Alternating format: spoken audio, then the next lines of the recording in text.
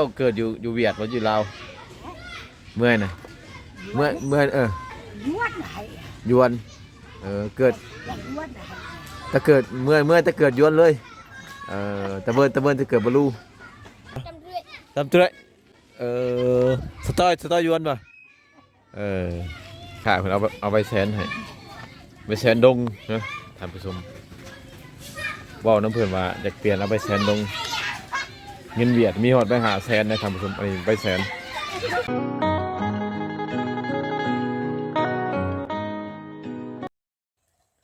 เอาสบายดีท่านผู้ชมมื้อนี้หมอสมุนก็ได้เข้ามาตะแสงกระปายนะท่านผู้ชมมันเป็นตะแสงของเวียดนะหมอสมุนจะพาท่านผู้ชมเข้าไปเบิ่งบรรยากาศและก็บ้านเมืองของชนบทเวียดนะมันเป็นตะแสงกระปายตะแสงที่แปะกับชายแดนลาวเวียดนามเนอะท่านผู้ชมมันก็ระยะห่างจากกันกับบ่ได้พอปานใดนะท่านผู้ชมมีเพียงแต่สายน้ำห้วยกั้นเท่านั้นนะ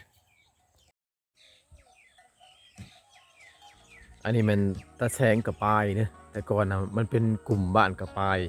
เพิ่นเปลี่ยนใหม่มาเป็นตะแสงกระปายอันนี้มันเป็นตะแสงของเวียดนามเป็นตะแสงที่อยู่เส้นชายแดนระหว่างจุดชุมเชียงตุกับตะแสงกระปายระหว่างเป็นเส้นชายแดนที่จอดกันนะท่านผู้ชมบ่สมมุติจะพาท่านผู้ชมเขาไปเลาะเบิ่งบรรยากาศภายในบ้านแล้วก็เบิ่ง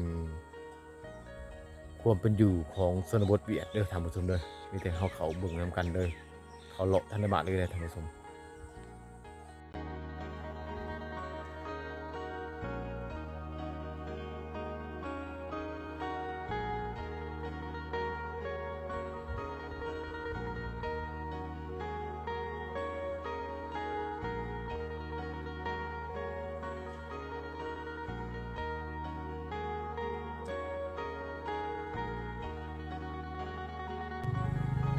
ส่วนหลายนะเฮือนของเวียดนะเขาเจ้าจะเฮ็ดแบบนี้นะท่านผู้ชมเฮ็ดแบบง่ายๆนะเป็นเฮือนแบบบ่มีพัดลมก่อขึ้นไปแล้วก็ก่อจำแล้วก็ถือเอาเหล็กกาดแล้วก็มุงกันนะท่านผู้ชมเว้ยสำหรับหมู่บ้านชนบท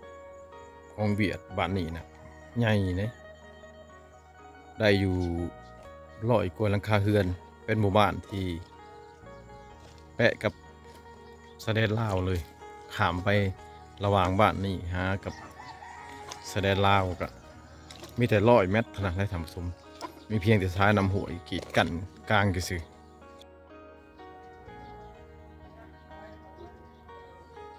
และเฮือนของอันชนบทเวียดนี่ส่วนหลายกับบุมักทาสีท่านผู้ชมแต่ว่าทางในเขาก็จะเป็นย่องคักเลยแบบว่าการตกแต่งนะทางด้านในคักด้านนอกนี่บุปผาท่านผู้ชมเลยแต่บ้านเวียดบ้านนี้นะก็เจ้าฮู้ภาษาชนเผ่าบลูของลาวเฮาและลาวเฮาก็สามารถเว้าภาษาเวียดได้ทางเผ่าบลูของลาวเฮาก็สามารถเว้าเวียดได้ท่านผู้ชมเลยแต่สั่นแหละก็เจ้าจะไปมาหาสู่กันปกติ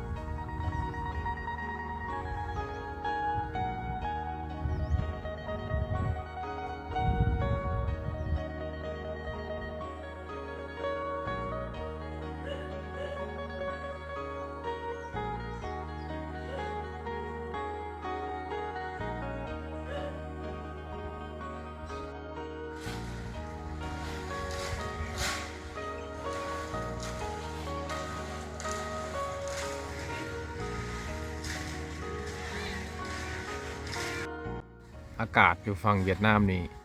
แห้งนักกว่าฝั่งเชียงตุเลยท่านผู้ชมอากาศนี่หนาวกว่าเขตเชียงตุมัน5 องศาถ้าว่าอยู่เชียงตุ18อยู่ทางนี้จะอันอยู่เวียดจะลดลง5 องศาจะหนาวกว่าอยู่ชนบทลาวเฮาท่านผู้ชมเลยเบื้องนี้เป็นโรงเรียนอนุบาลเด็กน้อยของชนบทเวียดอันนี้เนี่ยก็เจ้าเอิ้นว่าเป็นตาแสงนะตาแสงกระปายให้ท่านผู้ชมเป็นตาแสงที่อยู่ชนบทที่แปะกับดินลาวเลยตาแสงตัวนี้อันนี้ก็มาแวะซื้อหันค่าซอยกระเจ้าน้อยหนึ่งนะท่านผู้ชมเป็นหันค่ากระเจ้าใส่เงินเวียดอะแต่บูฮูลมภาษาเวียดนี่เงินมือจะฝากอยู่อันฝากมูแชนเบิ้ลมูแชนเบิ้ลวะเออเอามูแชนนะมาทำงานบ่เป็นยังมูแชนบ่แหละบ่ทำงานบ่ทำเรื่อยสตอยยวนบ่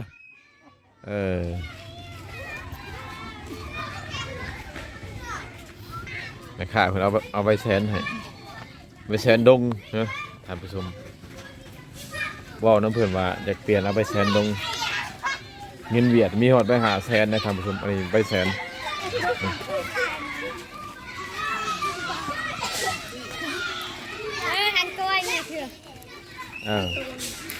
เลิกแล้วบ่นี่บอกไม่ดังคือปลายนะแต่ดังโอ้สตอยยวนนี่ดังเนี่ยเนาะสตอยบลูดังเหรอบลูดังเมื่อดังบนสตอยบลูฮะนี่แต่ดังเฮียนเวียดนะท่านผู้ชมเลยของป.1 ป.2ประมาณนี้แหละดังเฮียนเวียดนาม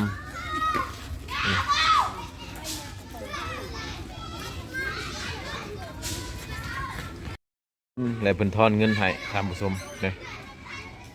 เพิ่นทอนเงินให้บ่สมบูรณ์อันนี้มัน50,000 ดงบ่สมบูรณ์สื่อเป็นปลาทูหรอกท่านผู้ชมเพราะเฮามาอยู่เขตชนบทหากินบ่ค่อยเป็นนี่ก็ซื้อปลาทูไปซื้ออยู่ฝั่งเวียดล่ะแล้วก็ซื้อน้ำหวานให้แม่เฒ่านี่นะอันพี่เมื่อดังสตอรี่ดังวะดังบิเจ้าเกิดอยู่เวียดหรืออยู่ลาวเมื่อน่ะเมื่อตะกี้เมื่ออยู่อันบลูเลี้ยวหรือว่าบลูยวนเมื่อน่ะยวนไหนยวนเกิดถ้าเกิดเมื่อจะเกิดยวนเลยตะเบินจะเกิดบลูอันนี้ซื้อน้ำหวานให้แม่เฒ่ากินนะเรากินอย่างอื่นบ่ได้เราถือน้ำหวานในเฮือนแม่เฒ่าคนทางหลังถ้าเป็นส่วนเผ่าบลูของเวียดเอาที่ให้ด้วยชำเลยที่หันทหารใจเอาพดกระปายเนี่ยแน่แต่ตัวเรื่องเมื่อกระหูเมื่อกระดังปลายนะอะไรให้จะขึ้นไปจ้าครับขึ้นไปจ้าบางอันโจรเดียวแต่เดาไปไม่ดังแต่เดาเนี่ยไอ้ยังกัดนะทำเลยที่ให้ละตัวให้ไปเป้าจ้าเป็นกว่าโจรให้ละเป้าให้เป้าให้ละไปกินมดไปชาวน้อยเอ้ยrồi nó khăn chạy về làm mang trường em trên on mua ấy con đấy hay là bật trà kìa phải chui nó mấy phải sao ơi chỉ nói đây ăn cuốnบ่อันนั้นบ่ปิเมื่อคือดังนั่นสตอเลียวบ่เมื่อตะกี้เราอยู่ลาวบ่ตะกี้เราอยู่ลาวบ่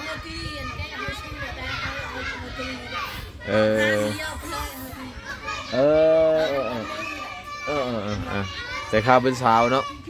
เป็นสาวแล้วผู้บ่าวมาลินผู้บ่าวลาวมาลินแล้วฮู้ภาษาลาวน้อยๆเอ้ยสิให้นำกันแต่เฮาใช้ได้ดีกันทานเลี้ยวไปเลยได้ เออ hay là cha hay là cha mà kia nó buồn rồi mà nữa เออ chưa là bé chỉ đó anh nó đang buồn là hồi kỳ ta đang buồn rồi đó hay là ก่อนบ่ก่อนเจ้าสิล่ำก่อนเจ้า ก่อนเจ้าเมื่อยน่ะ cháu cứ ก่อนเมื่อย con cứ chơi กะจีดนึมสินะอ่ะ cầm ăn สินะอันก่อน mà làm cái đắp rồi Mà làm. con เออ chơi nè chơi nè ông nè เออ kê con cứ mà nhớ chơi เอออืม anh này con thế là con cứ biết เออ con ăn cứ biết rồi อืมอืม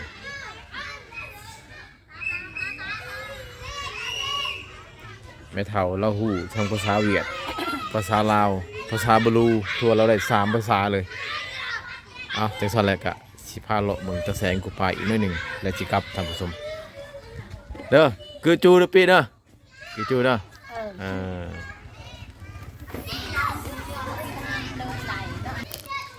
ตะแสงกูไปเป็นตะแสงที่อยู่ในเขตชนบทติดจอดกับชนบทลาว แต่ว่าความพัฒนาของเขาเจ้าก็อยากแตกต่างกันน้อยหนึ่งนะระหว่างชนบทลาวกับชนบทเวียดเนี่ยท่านผู้ชมอันนี้ก็พาท่านผู้ชมย่างเลาะเบิ่งน้อยหนึ่งนะก่อนสิกลับนะท่านผู้ชมท่านผู้ชมสังเกตเขาเจ้ามักติดทุ่งสาดเลยเวียดนามเนี่ยบัวาจะไปทุกซอกทุกมุมบ้านเฮือนไหนก็จะติดทุ่งสาดอยู่ตนาเฮือนถ้าเป็นของล่าของการนี่ก็แห้งติดนะท่านผู้ชมอันนี้เป็นเฮือนธรรมดาเขาก็จะยังติดนะ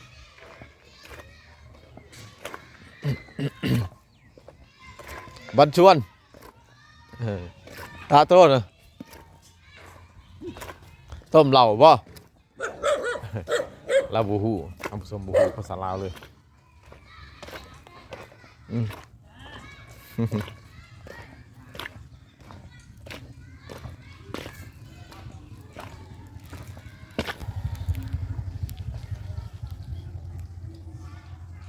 ส่วนหลายเวียดนามเนี่ยก็จะบ่คอยให้ประชาชนเฮ็ดไทยเป็นได้ท่านผู้ชมก็จะอนุรักษ์ต้นใหม่ได้ดีนะ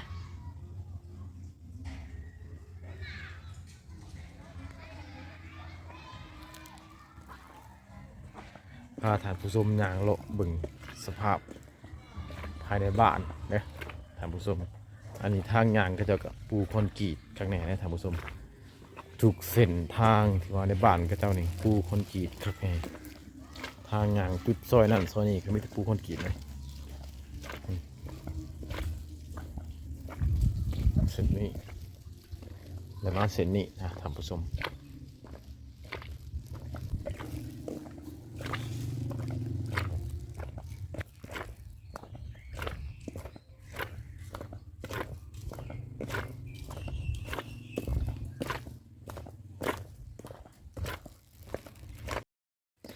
เอาล่ะท่านผู้ชมหลังจากบอสบูรเลาะเรียกว่าหอบบริบ้านชนเผ่า